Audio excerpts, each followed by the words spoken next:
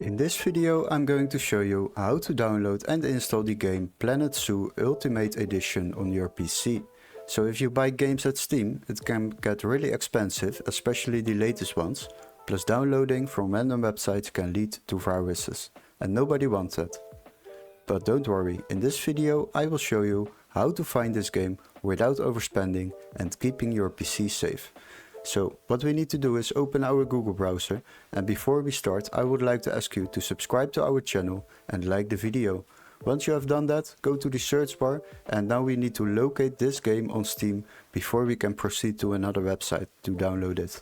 So click on Steam and go to the website. Once you are there, search for Planet Zoo Ultimate Edition. So as you can see, this game is very expensive.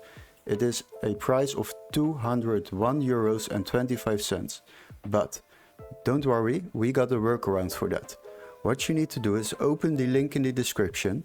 There you will find a link with Find Game Here, and you need to click on that, and that will redirect you to this website. After that, search for the same game, Planet Zoo Ultimate Edition. Click on search, and what you need to do now is select games on the left side. After that we will sort by and then price lowest first. Now if you scroll a little bit down you will see different options.